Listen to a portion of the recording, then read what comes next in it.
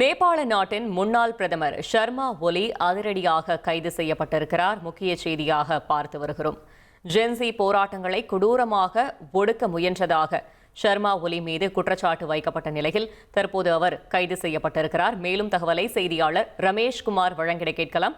ரமேஷ்குமார், வணக்கம். முழு தகவல்களை சொல்லுங்க.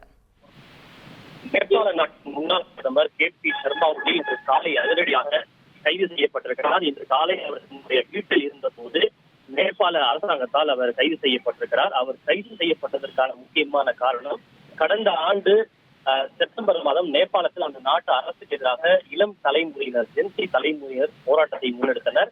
அந்த போராட்டத்தை ஒடுக்க அரசு பல்வேறு நடவடிக்கைகளை மேற்கொண்டது. அதன் விளைவாக சுமார் 70க்கும் மேற்பட்டோர் உயிரிழந்தனர். இது இன படுகொலைக்கு நிகரானது என்று குற்றம் சாட்டப்பட்டிருக்கிறது. இது தொடர்பாக அப்போதைய நிர்வாகத்தின் தலைவராக இருந்த பிரதமர் KP ஷர்மா ஒலியை விசாரிக்க வேண்டும் என்று நேபாள அரசு ஆதரவோடு செயல்படக்கூடிய விசாரணை குழு பரிந்துரை ஒன்றை வழங்கியிருந்தது. அதனை தொடர்ந்து தற்போது அவர் பக்தாபூரில் உள்ள தன்னுடைய இல்லத்திலிருந்து கைது செய்யப்பட்டிருக்கிறார். அவர் மட்டுமல்ல, அப்போது உள்துறை அமைச்சராக இருந்த ரமேஷ் லெகாக் அவர்களும் கைது செய்யப்பட்டிருக்கிறார். அவர்தான் இந்த போராட்டக்காரர்கள் மீது துப்பாக்கி சூடு நடத்த உத்தரவிட்டதாக கூறப்படுகிறது.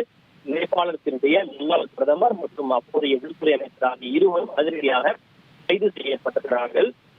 குறிப்பாக நேற்றுதான் நேபாளத்தில் புதிய அரசு பதவியேற்றது. அதாவது நேபாளத்தினுடைய 47வது பிரதமராக 35 வயதாகும் ஜென்சி தலைமுறையை சார்ந்த பாலன் ஷா பிரதமராக பதவியேற்றார். புதிய பிரதமர் பதவியேற்று 24 மணி நேரங்கள் கூட நிறைவடையாத சூழ்நிலையில் தற்போது அந்த நாட்டினுடைய முன்னாள் பிரதமர்கள் அதிரடியாக கைது செய்திருக்கிறார்கள். இந்த கைது நடவடிக்கை இவர்களோடு நிற்காது. பல முக்கியமான முன்னாள் அமைச்சர்கள் பலரும் கூட கைது செய்யப்படுவதற்கான வாய்ப்புகள் இருப்பதாக அங்கிருந்து வரக்கூடிய தகவல்கள் தெரிவிக்கின்றன. இதனால் நேபாள அரசியலில் மீண்டும் ஒரு பரபரப்பான பதற்றமான சூழல் ஏற்பட்டிருக்கிறது. தகவல்களுக்கு நன்றி ரமேஷ்குமார். இனி செல்லும் இடமெல்லாம் செய்தி.